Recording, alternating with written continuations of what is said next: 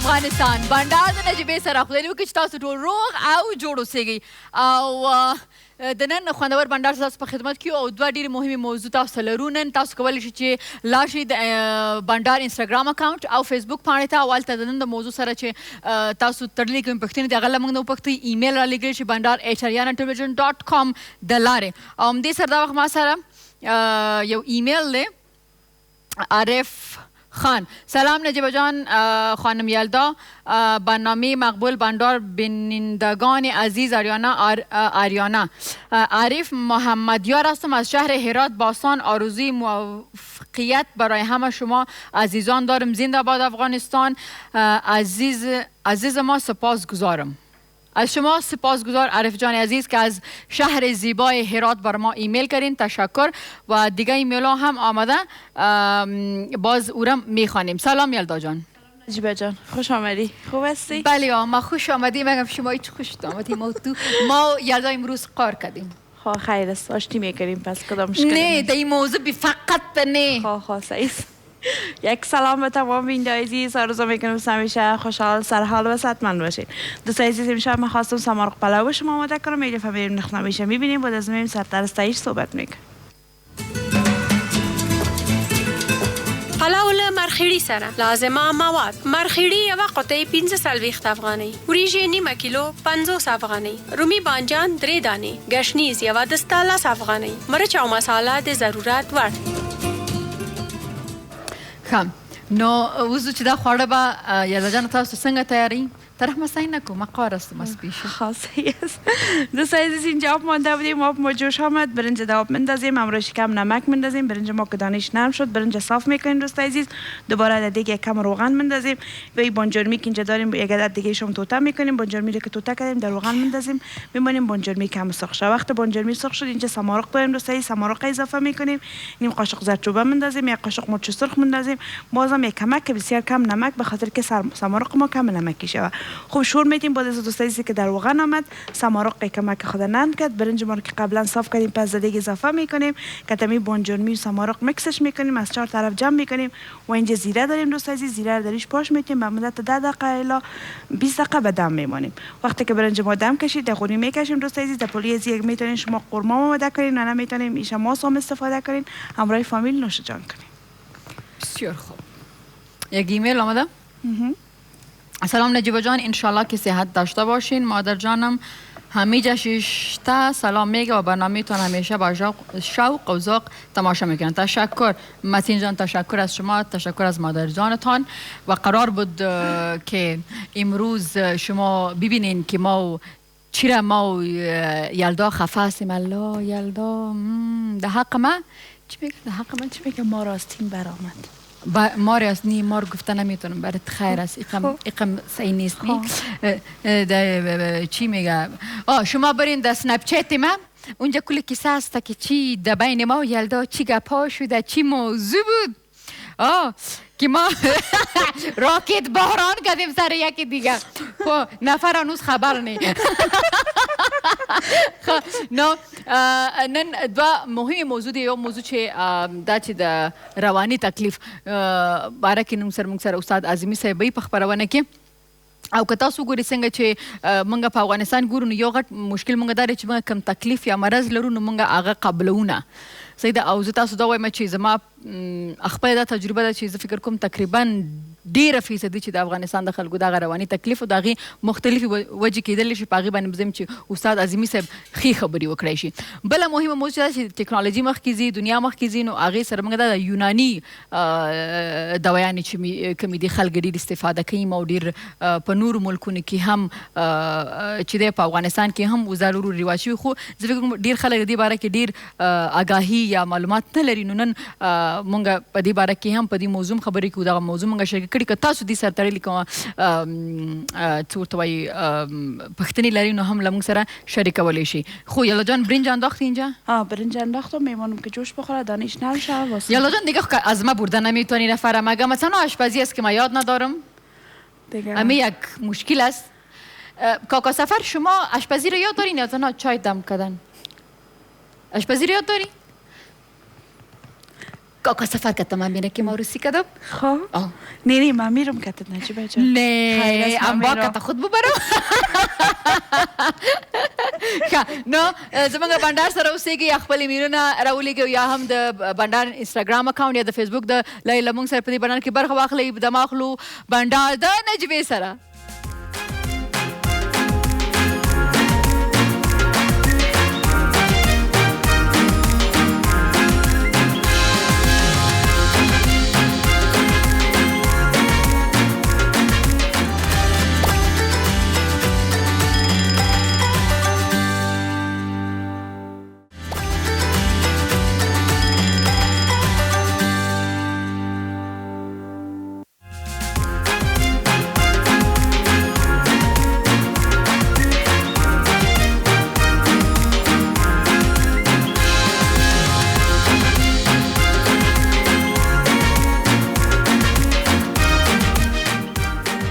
راغلاس پرونه بنډار د نجیبې سره او دمې کې ما ډیر محترم استاد عظیمي صاحب خبرې کولې. اول خو ښه راغلاست استاد. سلامت اوسئ، تاسو هم بخیر راغلی، خوشحاله اوسئ، ستړي مه سئ، اورېدونکي دې هم خوشحاله او نیکمرغه اوسي. عظیمي صاحب چې څنګه سټوډیو ته راغی نو ما ورته داسې چې مې ورته وکتل نو ما ورته ویل عظیمي صاحب دا څه راز دی چې د افغانستان دا وچه ډوډۍ او دا وریجې تا نه چا هغې نامخوده نه خېټه لري نه نس لري او همسې سمارټ پاتې، حالانکې ما نه یو 50 کاله مشر یې. د 2 کیلو وزن لرم، زه څه وکړم؟ خو نه ماشاءالله فټ پاتې یې، فټ پاتې چې دې راز به څه یي، عاشق خو نه یې.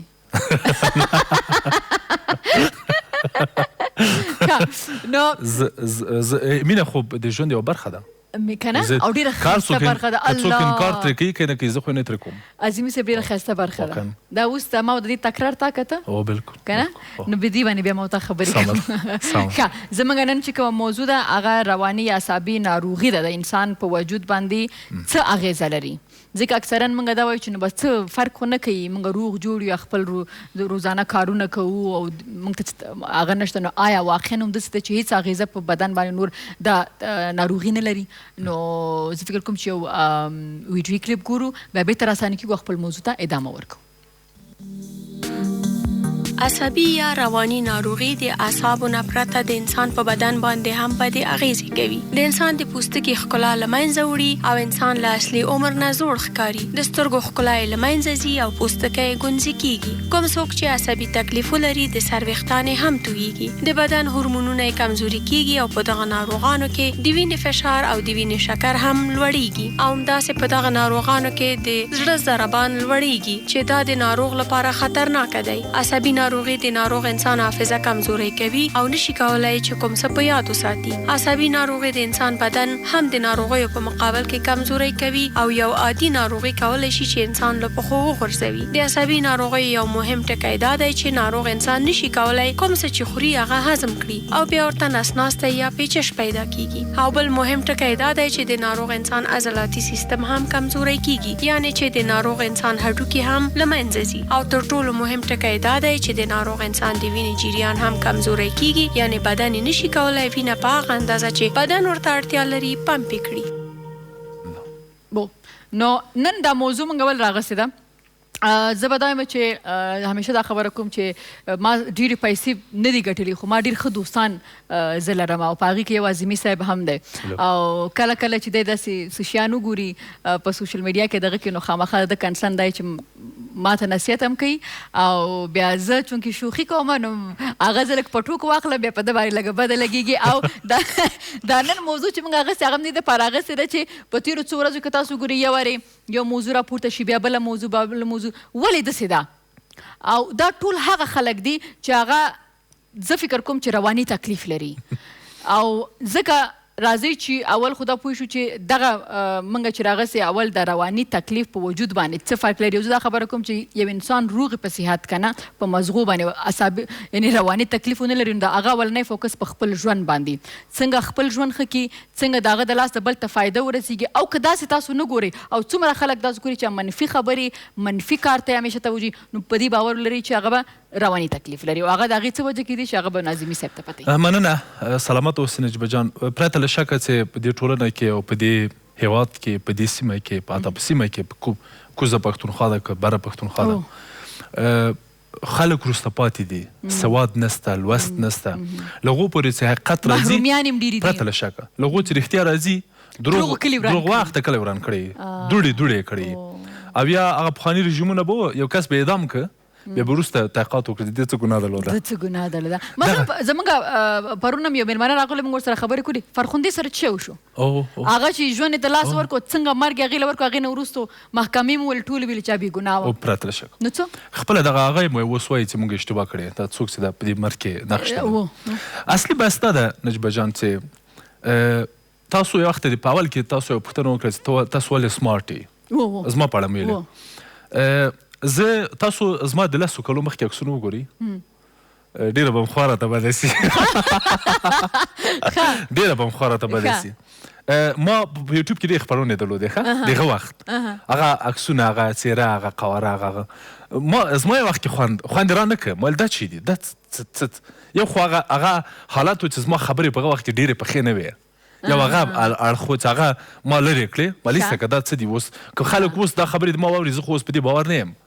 دا خو ډېر ابتدایي مسایل و چې ما په هغه وخت کې کمه تجربه درلوده، کم مې کار کړی و خلکو سره. دویم هم دغه ظاهري هغه وه، هغه ظاهري لوک ما ته بیا همکاران وایي په پوهنتون کې، په نورو ځایو کې چې همکاران مې دي، استادان دي، ارواپوهان دي، چې ته څه کوې، څه یې کوې، دا ولې ورځ په ورځ ځوانېږي، بېرته دې خواته را روان یې. خلک باید هغسې مړاوي شي، زاړه شي، او ته هغه کېږې ورځ په ورځ انرژي دې ډېرېږي، په ورځ په ورځ د کارونه د خوارۍ د زحمتونه دې ډېرېږي. دا علت څه ده؟ زه یو مورد غواړم اوس یادونه وکړم تاسو ته هم ټولو دوستانو ته. زه فکر کوم چې څو کارونه دي چې زه کومه چې هغه ډېر کومک را سره کوي. له هغې جملې نه اول میډیا د زه نه تعقیبوم، 10 کاله کې ما تلویزیون نه درللی. آفرین. او زه او دا سوشل میډیا م ورسره ور واخله، یعنی که تعقیبوم هم تنظیم شیان تعقیبوم، آرام شیان، ښه شیان، سم شیان، سالم شیان. لکه زما غوندې که نه هغې ته ډېر پریشانه وي، نو ما هغه خندا کې هغه ځکه چې ما ته د هغه سوشل میډیا د هغه هیڅ نه وه پته، ځکه چې زه سوشل میډیا نه ګورم. او دا ډېره ښه خبر ده، دا ډېره ښه خبر ده. اوس تحقیقات مختلف، یعنی زه اوس غواړم دوستانو ته او تاسو ته ووایم چې یعنی که تاسو سره سوال پیدا وي او واقعا په دې په هڅه کې یې چې کیسه څه ده، نو زه تاسو ته وایم چې یوازې ذهن خپل آرام کوي، او دا د تاسو د بدن په کنټرول، مدیریت او رهبرۍ کې خورا ډېر نقش لري. ستاسو وجود د تاسو د روان نه متاثر ده، او ستاسو روان د تاسو له وجود نه، او د تاسو وجود د تاسو له روان نه. که د لاس خوږي، ذهن به دې هم خرابوي، که د ذهن خرابوي، لاس به دې هم صحیح حرکت نه کوي، شل به کېږي. تاسو کله لیدلي میله کې سړی ښې ډوډۍ خوري، مزه کوي، ولې؟ دا د کور او د میلې څه تفاوت ده؟ خو دلته هم هغه په اصطلاح د مرخیړیو پلو درته پخوي، هلته هم درته پخوي. دلته ولې یو ډول خوند کوي، هلته بل ډول خوند کوي، ځکه چې هلته ته ذهنا ډېر ورته چمتو یې، او هلته ښه خوند کوي. یا مثلا میلې ولې خوند کوي؟ میله څه کمال لري؟ میله یو چکر مثلا څه کمال لري؟ ته یو انوز له خپلو کورنیو له خپلو اړیکو د مورد نه لرې کېږي، بیا هم خوشحاله یې. اوس څېړنې وایي چې د معدې تکلیف، د بډوډو تکلیف، د روماتیزم تکلیف، د زړه سکتې مسایل، د مغز مشکل، دا ټول په ذهن پورې اړه لري. یعنی تاسو اجازه راکړئ، زه نه پوهېږم دلته ګیلاس لرم که نه، تاسو کله چې سټرس لرئ، ما ته ډاکټر صاحب ویله چې وروسته بیا د سټرس په دواګانو، په یوناني دواګانو خبرې کوي. کله چې تاسو سټرس لرئ، دغه کورتیزول ترشح کوي. دا کورتیزول داسې ده لکه زهر، یو هورمون ده. دا هورمون ارواپوهان وایي که تاسو دغه یوه قطره یې د دې هورمون په دې ګیلاس کې واچوئ، او په دې ګیلاس کې یو ټوټه هډوکی کېدی، او یوه شپه یې کېدی یو چېرته کېدی چې دا شپه پې تېره سي. سبا ته که راسئ، تاسو به ووینئ چې هغه هډوکی لکه وړه ټول لرې سوی دی، لاندې ولوېدلی. نو تاسو فکر وکئ، موږ هره ورځ څومره سټرس لرو، او دا زموږ بډوډو ته، معدې ته، سږیو ته، ینې ته، ټول زړه ته. ولې ټول افغانان ولې په اصطلاح 80% کې د معدې تکلیف لري؟ دا خو ټول خواړې صحیح ده، خواړه یو اړخ ده، اما ډېری ستونزې لري. ولې د هاضمې ستونزه لري، ولې د شش ستونزه لري؟ دا د دې هورمونونو کته پورته کېدل دا تاثیر کوي. ولې یو څوک شکر پیدا کوي؟ یا که شکر لري، ولې ستونزه ده شکر پورته او کته بیایي؟ دغه د فشار ستونزه چې اوس د افغانانو یوه لویه ستونزه ده، دا ولې پیدا کېږي؟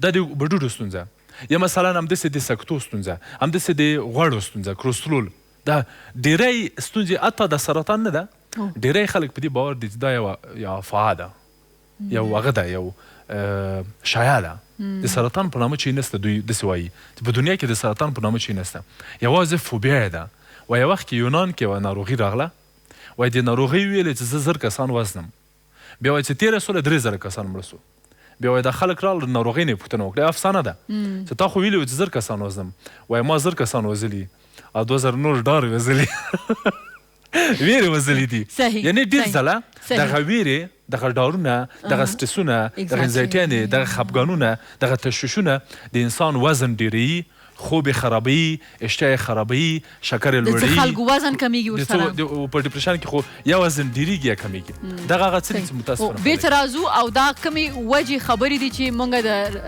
رواني تکلیف خواته بوځي په دې باندې هم خبرې کوو دمه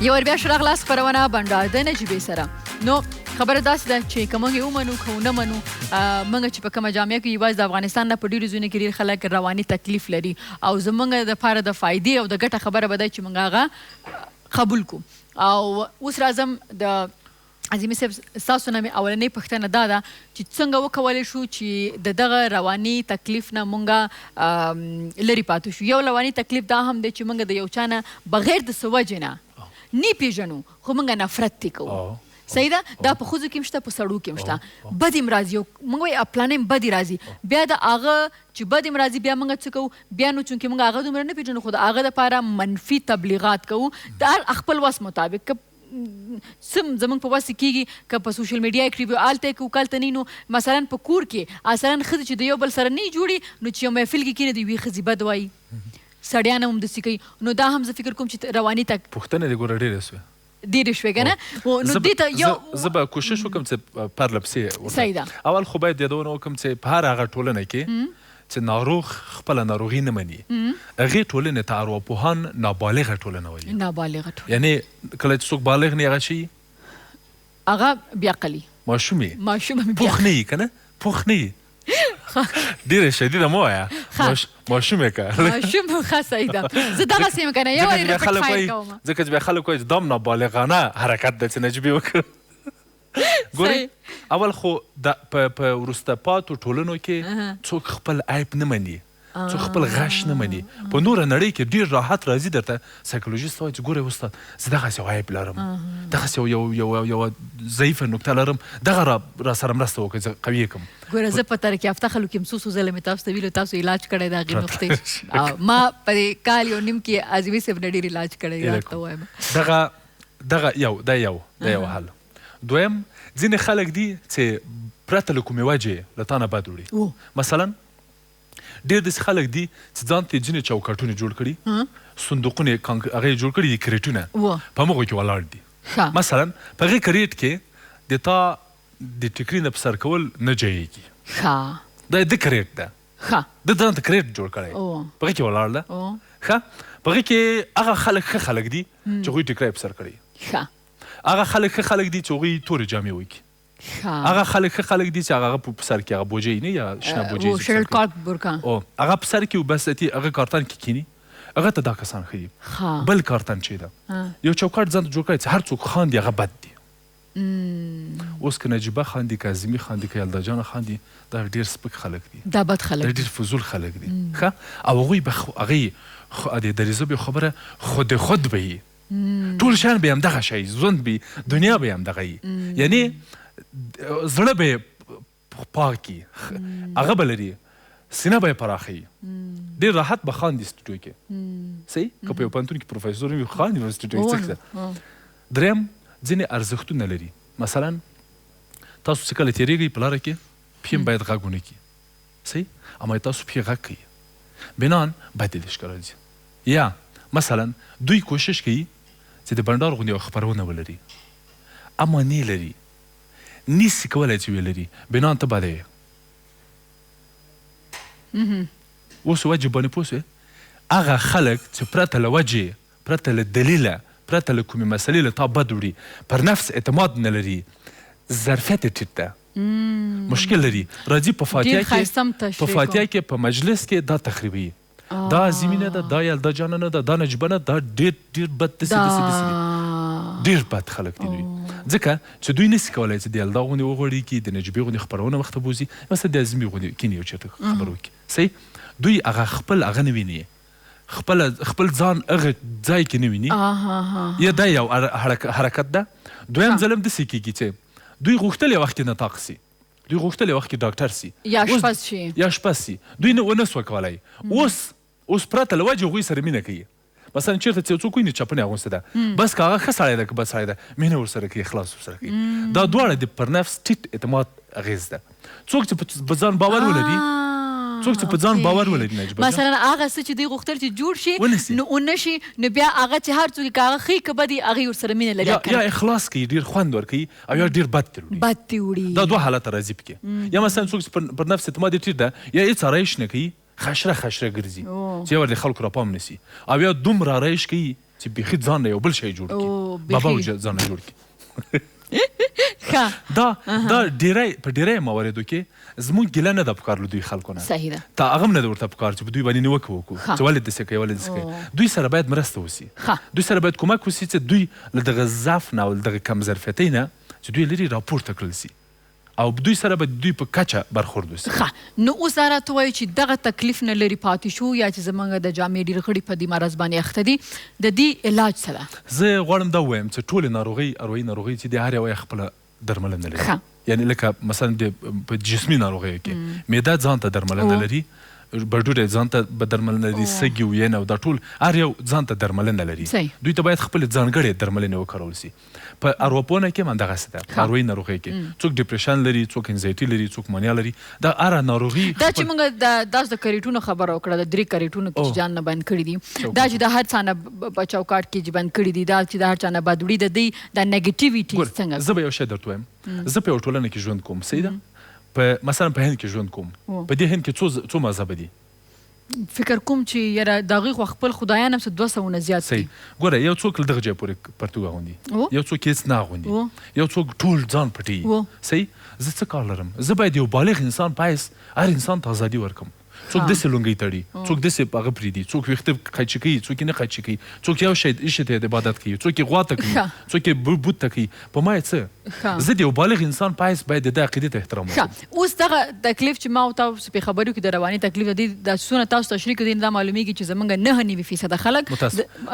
تکلیف د ډیکریټ په اړه ګوره زه غواړم دا ووایم دوستانو ته ګورې تاسو ځینې معیارونه جوړ کړي دي اړینه نه ده چې هغه په ما تطبیق کوي هغه ستا د خپل ځان دپاره دی زه نیکټایي نه اچوم صحیح مثلا دا اوس ما نیکټایي نه اچولی اړینه نه ده چې زه ووایم چې ګورې نیکټایي مه اچوئ لطفا یا مثلا ما عینکې په سترګو کړي ګورې هر څوک چې راځي خپرونې ته باید عینکې په سترګو یا مثلا دغسې کورتۍ ګوره یو څوک به غواړي په کالیو کې راسي شخصي څوک به پیخن کې راسي په بل شي تاسو خپل یوټیوب چینل لرئ یا فیسبوک باندې مې همیشه خپل پروګرامونه ورکوي آیا د دې باره کې هم تاسو خپرونې لرئ چې خلک هغې ته لاړ شي او هغه تعقیب کړي زما یو چینل د یوټیوب کې ستاسو په نوم دی خپله زما په نوم ده هلته 2 خپرونې دي یو د 18 پلس په اړه 18 پلس ده د ماشومان لویانې باید واوري هلته ځینې خبرې دي 18 پلس یعنې غټ خلک باید واوري هلته ځینې جنسي مسایل دي او یو هم د واده مسله ده د ازدواج چې هلته تقریبا 9 ساعتې خپرونې دي هغوی د واده په اړه کولی سي هغه وکړي او دغه اروایي تکلیفونه چې دي د اضطراب په اړه د ژور خفګان په اړه په دې اړه ما ځینې لایف ژوندۍ خپرونې درلودې یو ساعت نیم ساعت په یوټیوب کې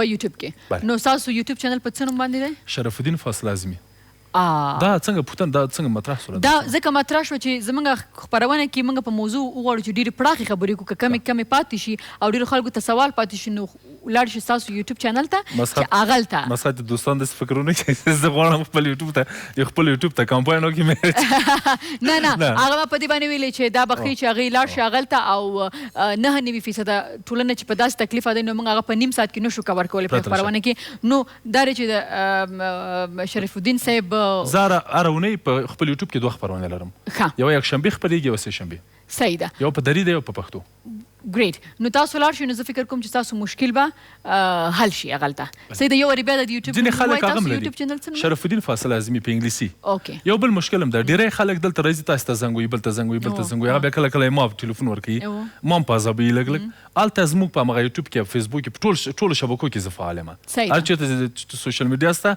فعال یم صحیح ډېر ښه دوی کولی سل هغه ازما شمېرې او ادرسونه شاید هم پیدا کړي چې ستونزې هم حل شي ډېر ښه ډېر ښه ډېره مننه عظیمې صاحب چې راغلی کور ودان مننه خیر اوسې دمه اخلو بیا بېرته راستانه کېږو بنډار د نجیبې سره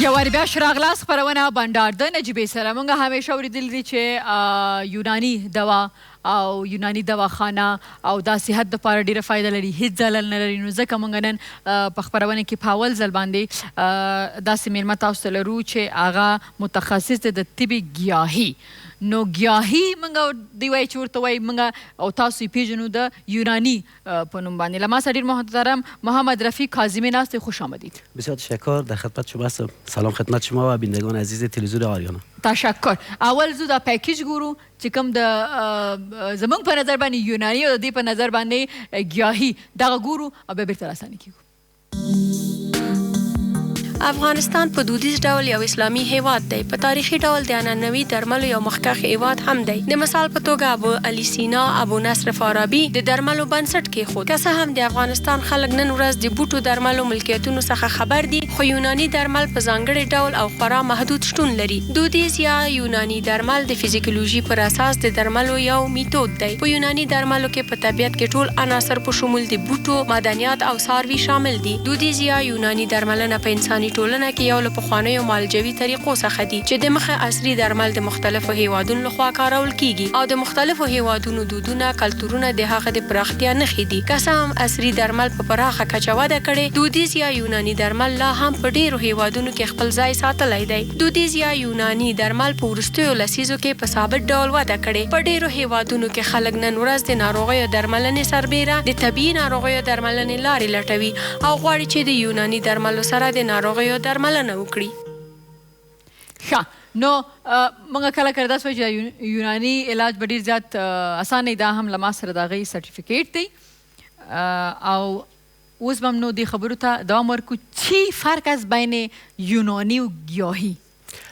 نجیبه جان فرق نیست بین یونانی و گیاهی مشکل ما در افغانستان چی است اگر یک طبیب سالهای قبل چون طب گیاهی 2500 سال قدامت داره قبل از میلاد وقتی که زمانی که در افغانستان طبیبا آمدن و یک طبیب از یونان قدیم آمد در کابل یا در افغانستان یک جای جایگزین شد نامش سخت بوده و مردم میگفتن بریم دکان یونانی این در اصل از یونان آمده بوده ولی ما طب گیاهی داریم گیاهی از بوته و از نبات و از همین چیزا ساخته میشه با وجود ولی این که میگن دکان یونانی این به نام یونانی مشهور شد درست پس این سرزبانه مردم اومد شما چقدر درس خواندید بریم ما تقریبا 4 سال فقط در بخش دواسازی زیاد زحمت کشیدم کار کردم و 2 سال دیگه به خاطر تخصص طب گیاهی در ایران یعنی 6 سال اینجاست و 16 سال از من تجربه کاری دارم به خاطر کار کردن 16 سال بله خب و اینمی کابل هستین ما کابل زیاد نبودیم ایران بودیم اکثرا ترکیه بودیم یا حالا فعلا در کابل جان حال فعلا در کابل می باشم خب سیز امی دوای گیاهی مثلا علی خود دکتراست و طبی چیزا دوای گیاهی چی فایده داره داروهای گیاهی ما اعتقاد مردمی را میخوایم میگذره از حالتی که اعتقادات بسیار قوی دارن که ضرر نداره میخوام این اعتقاد برشون یک ذره معلومات بدم که قبلا دکتر صاحب عرض کردن. ببینین شما اگر یک کس مشکلات استرس دارن یا مشکلات معده دارن، اینا وقتی که میرن به طبیب مراجعه میکنن که من این مشکل دارم، درست، اینا برش معلومات درست باید بدن که طب گیاهی اگر داروها را ما برای کسی میتیم تجویز میکنیم، هر یک قلم از داروهای گیاهی به اندازه کافی.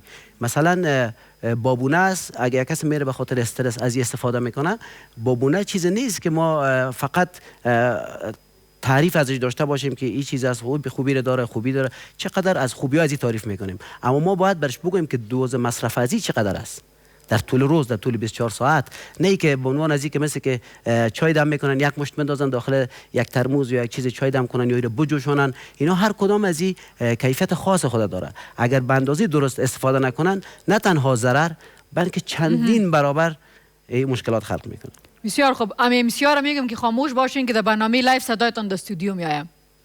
خب مثلا کلا این که امی دوای گیاهی ضرر نداره. ضرر اگر درست استفاده بکنن ضرر نداره. نه مثلا خود درست هم رقم که پیش شما میآید یا پیش دیگه متخصص گیاهی میره و اونا برش دوا میته که ایره به این مقدار این وقت به این وقت بخورین. خوب به خاطر که اینجا یک دیگه چی گپ است، مثلا اگر فشارت بالاست و میری دکتر با گولی فشار میته و باز سر میدم اثر میکنه، ما مقصدمونه مو چیز است. نه اینجا میگم مثلا پین کیلر که است، اگر درد داشته باشی دوای درد که میخوری سعی دردت آرام میشه، میگم دیگه بدن دیگه جای ضرر میرسه. این میره با این خاطر ما پرسان کردم که امی دوایی که شما میتین گیاهی آیا اگری برای مثلا شما گنی به معده است یا برای شوگر که است، دیابتیز برای او است یا برای کلسترول است، اگر برو میتی به دیگه جای خب باز نقص نمیرسه. اگر گفتم اندازه و مقدارش معیار باشه مشکل نداره. شما ببینید مثلا ما چند ترکیبی که با همراه خودم آوردیم، مثلا گل بابونه است، بهترین دارویی است به خاطر استرس، مشکلات کسایی که مشکلات عصبی دارن. پس ما ایره اگر یک کسی مشکل عصبی داره میتونه به تکلیف معده هم استفاده بکنه، اما اندازه داره، مقدار داره. گل بابونه کسایی که استرس داشته باشن، کسایی که استرس دارن، کسایی که در خارج از کشور زندگی میکنن، این به نام علمی انتیمیست نکتوریا میشناسن. خب گل بابونه در افغانستان میشناسنش، ولی در خارج به نام انتیمیست نکتوریا نام علمی ازی است که عطارا باید دقیق نامای علمی را بفهمن، به خاطر که چیزی که برای کسی تجویز میکنن اگر در یوتیوب سرچ میکنه یا در گوگل سرچ میکنه معلومات خود دقیق بکنه، نام علمیش باید معرفی بکنه. خب عالی، برای ما بگوین که امیر چی رقم استفاده کنه اگر استرس داشته باشه؟ چی رقم؟ گل بابونه 2.5 گرم در روز است. 2.5 گرم یعنی به اندازه یک تیبک خورترک چایی که 2.5 گرم است، میتونن در 1 لیتر آب مثل چای دم بکنن و در یک روز دم بکنن یا جوش بدن؟ دم بکنن. هیچ داروی گیاهی که به عنوان مثل گل است، مثل بابونه یا مثل لاوند یا مثل چیزای دیگه، تا که چوب نباشه حق جوش دادنش ندارن. چون اگر جوش بدن امی موادایی که داخل ازی است، شما ببینین یک گل خشک به نظر میرسه اما بسیار چیزای خوب داره. رفیق برای ما یکم دارین امی 200 گرم گفتی؟ 2.5 گرم. 2.5 گرم چی قمی باشه؟ 2.5 گرم اگر پودرش کنین به اندازه یک قاشق غذاخوری میشه. غذاخوری یک قاشق اگر رو پودر کنیم، اگر پودر نکنیم اینا رو که پودر نکنیم تجربه دارین سبک است. بله شاید 1 گرم باشه در دستتان شما. 1 گرم است. 1 گرم. اوکی. این کسایی که استرس داره و تکلیف معده اگر داشته باشه روزانه 2.5 گرم. البته به خاطر استرس باید اینا یک ترکیب را بگیرن. شما ببینین ما 13 رقم مزاج داریم، اما در افغانستان ما به 4 رقم بلدیت دارن. کسایی که به 13 مزاج است، دارویی که ما در ترکیب امروز گرفتیم، شما ببینین یک چیز دیگه است به نام استخودوس. خب این از بس که به خاطر مغز و اعصاب بسیار خوب است و عالی کار میکنه، این به نام جاری مغز یاد میکنن. نام علمی از این لاوند است یا لاوندولا. و ما در افغانستان چی میگیم؟ ما دیگه به نام استخودوس که نام ایرانیش است، به نام استخودوس زیادتر میشناسن. استخودوس اول خب ما یاد بگیرم. استخودوس بگو یلدا. بگو. زبانم بند میفته. استخودوس یاد ندارم. پلیز. استخودوس استاد قدوس استاد قدوس. خب صحیح. خب این بر استرس است. اینا رو باید یک ترکیب بکنن، مثل استاد قدوس، مثل سمبولیتیپ. ببینین این یک چیزی است. ما گیاهی را که ما همراه خودم آوردیم در وطن ما فراوان است، اما متاسفانه زیر پای است. من چند وقت پیش شکردره رفته بودم و ایره دیدیم. بله، ایره روزی که زمانی که کشف شده، اگر براتون از کشف از این بگویم بسیار جالب است. بوی مزه‌دار. زمان قدیم به خاطر که یک پشک دیده بودن که بسیار در دور از علف میچرخید و خود مست میکرد. از زمان سمبولتیپ چیزی از کسایی که ایره دم میکنن مثل چای، مغز آرام میکنه، فرش میکنه. اینا هورمونای کورتیزول میارن در حد پایین، اجازه نمیتن که رشد بکنه و تستوسترون اضافه میشه. وقتی که هورمونا را در کنترل خود میگیرن، یک شخص هیچ وقت مشکلات عصبی پیدا نمیکنه، آرام میباشن. به این خاطر ایره اولین چیزی که به این پی بردن، دیدن که همین پشکا امروزی بسیار خود مست میکنن، خوشحال احساس میکنن، مستی میکنن، دور بوتش میچرخن. به اون خاطر چقدر بوی خوب داره، بسیار بوشالی است. ایره چی میگیم ما؟ سمبولتیپ میگیم ما کلا. بسیار یک گیاهی با ارزش است. خب صحیح. خب و دینه مخ کې عظیمه صاحب زموږ سره او زموږ په سټرس باندې رواني تکلیف باندې موږ خبرې کول. رواني تکلیف د ډیر سټرس نه پیدا کیږي، صحیح ده. او هغه دام درته ویلي چې ډیر خلکو چې د معدې یا د نور بدني مریضي باندې اخته کیږي، د هغې یو غټه وجه چې کومه ده هغه سټرس دی. او د سټرس لپاره موږ ته دومره ډیر علاجونه خو په دې باندې موږ خبرې کوو. د مې خواته ځو، د مې نه وروسته راځو او رفیع صاحب دلته له موږ سره ناست دی او دا به دې نه پوښتو چې دوی خپله کوم ځای کیني چې خلک تاسو ته هم درشي د علاج دپاره. د ما خو بېرته راسان کېږو بنډار دی نجیبې سره.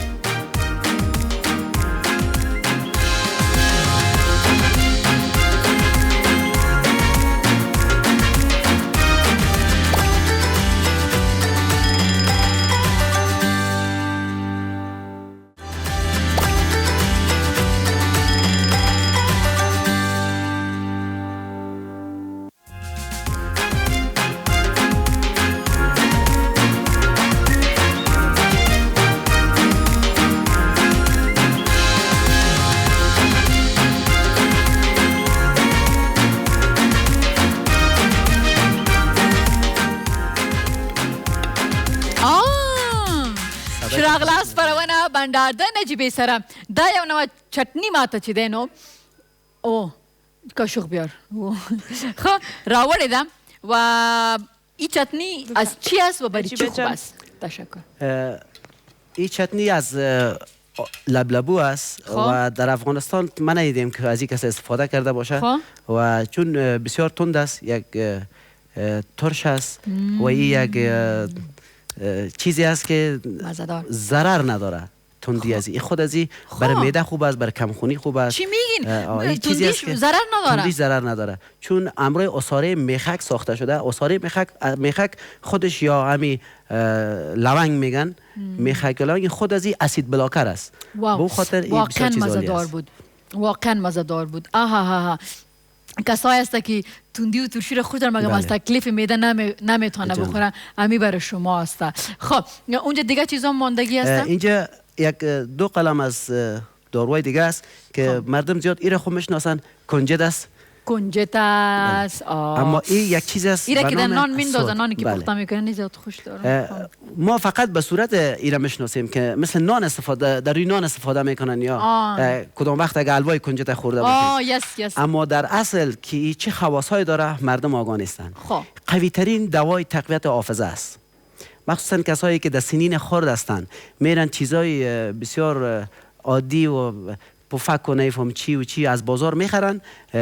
اگر به جای از او یک مقدار از کنجد با بوره گد کنن یا با عسل گد کنن برای طفلا بتن، فوق العاده حافظه را تقویت میکنه. خب مگم در سن سال ما باشه بر اونم فایده فرق نمیکنه. کنجد یک چیزی است که تا چربیش جذب نمیشه، بسیار یک چیز عالی است. کسایی که تا چاق هستن، کلسترول دارن، میتونن استفاده بکنن. چاق هستن، عوارض جانبی ندارن. چاق هستن. خب بله. خب چیزی دیگه هم که از برنامه دکتر صاحب اساس شما امروز اول است نمی‌فهمین باز استاد اعظمی واری عادت میشین که تو یلدا. خب و این یک چیزی از برنامه سود کوفی. سود کوفی در عربستان است و این هم دوای تقویت حافظه است. مشکلات معده را برطرف میکنه. داروهایی را که امروز براتون آوردیم خاص به خاطر آوردیم که اینا عوارض جانبی ندارن، در صورت ندارن که ما درست استفاده کنیم. اگر کنجد چقدر استفاده میکنن مشکل نیست. اگر سود کافی 2.5 تا 5 گرم در یک روز استفاده میکنن مشکل نیست. خب برای ما بگوین که شما امی کلینیکتان کجاست؟ ما پیشتر یک نقطه را اشاره کردین، با او خاطر براتون میگم که کلینیک ما در خیرخانه است، سیروی خوجه بغرا است. ولی در لوحه ما بسیار یک چیز جالب است. پیشتر شما گفتین که شما دکان یونانی است یا که حکیم.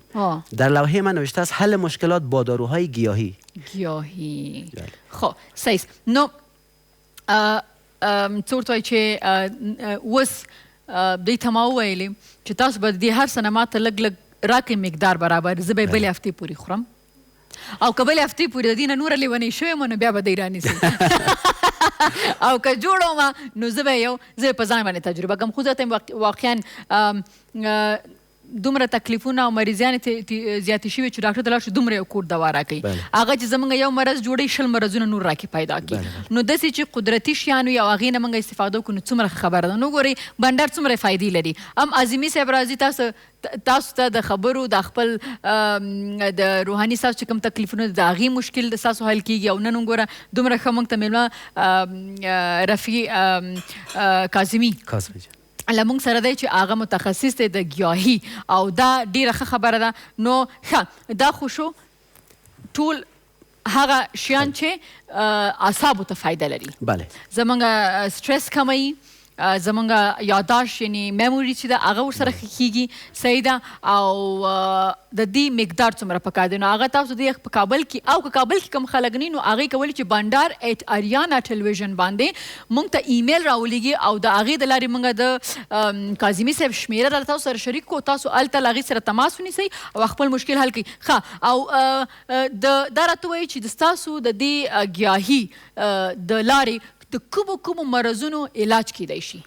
داروهای گیاهی خوشبختانه کسایی که تخصص میگیرن یا به اصطلاح یک میان قدم به طبابت میمونن اینا باید مثل که یک کسی طب معالجوی میخونه مکمل است باید مکمل باشن.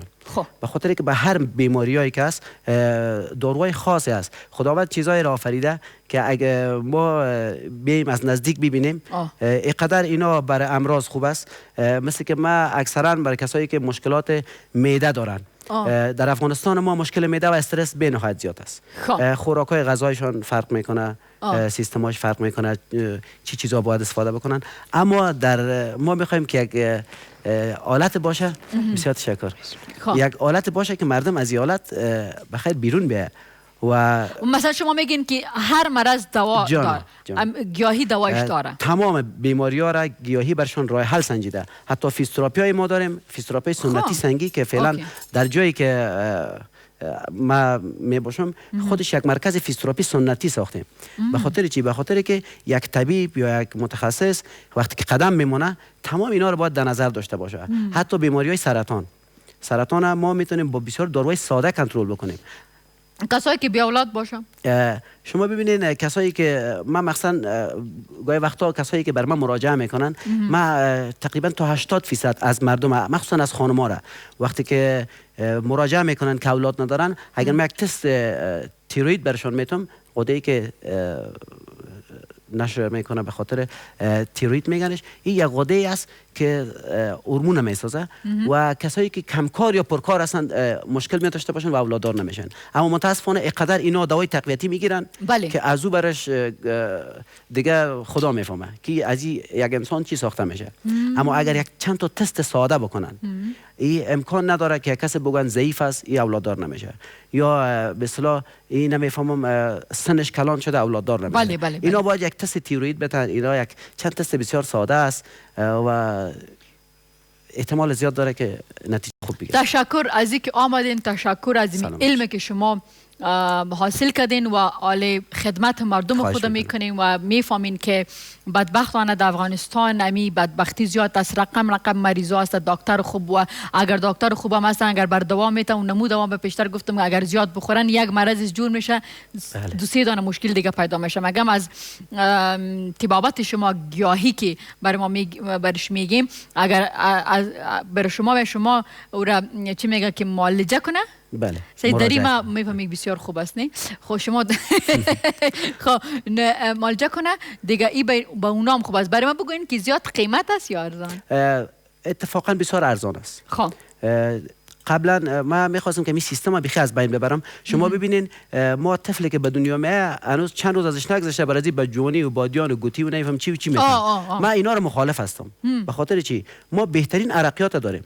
شما ببینین گاهی وقتا از بسیار کسا من قدردانی میکنم، حتی در هر جایی که باشم برای کس کمپاین نمیکنم، اما قدردانی از زحمات میکنم بر افغانستان یک قدم موندن. افغاناتاران یک عرقیات منظم به دست مردم میتن. شما ببینین چون عطاریا اگه چیزی رو میگه بجوشان شما دوز اندازهش نمیفهمین، ولی اگه مثل یک عرقیات و تقطیر شده میه و شما میگه 2 قاشق در یک گلاس آب بسیار راحت است، چون شما دیگه مطمئن هستین که این یک چیز ترکیب شده است. ما میخوایم کل چیز به صورت اساسی به دست مردم برسه و یک قدم باشه، یک راسته باشه که مردم از این مشکلات بخیر بیغم شوند. بیغم شوند. تشکر. امی نان که پلاو چی نام داره؟ سمارق پلاو که دار که بسیار مزه داره. دلم نمیشه این روزا خب ما این دیگه انباق بازی قار هستیم. مگم واقعا که بسیار خوب آشپزی که دوستای درد نکنه. اینمیجا یک ما میترسم که اینمیجا باز نفر میره طرف خودش. اینجا خو میبرم دیگه. این خو یک چیز واضحه است که اینجا میبرم. اینجا باید من فکری خدا بگیرم. مگم کاکا صفت دلم جمع کرد میگه که نه ما میگه نجیبه جان دل جمع آشپزی را دارم. مورد چی میکنی نجیب جان که هستم آشپزی یاد داره. من بیخی بیغم هستم. خب از طرف نه ما مینم کتت. واقعا زمرق پلاو ډیر مزهدار دی او زموږ خلک ګریږي ډیر زیات خوښوي. نو څنګه دی کاظمي صاحب؟ بسیار عالی. عالی دی کنه؟ مزهدار دی. ښه نو تاسو که غواړئ چې د کاظمي صاحب ادرس یا ټلیفون نمبر غواړئ نو موږ ته د بنډار @ariana ټلویزیون د لارې ایمیل راولېږي. زموږ ټیم به تاسو سره د هغې ادرس او شمېره شریکه کړي او په راروانو خپرونو کې به هم کوشش کوم چې نور کومې داسې مریضي ده او تکلیفونه دي د هغې په اړه باندې دوی علاج لري څنګه لري په هغې باندې هم خپرونه لرو. نو اوس هم په لوی الله سپارم. تشکر از آمدن تو هم خانیت آباد. زنده باشین. اوکی تشکر. او اجازه جان از شما تشکر که ما بودین تا ای وقت. په لوی الله مسپارم. تل دی افغانستان د الله په امان.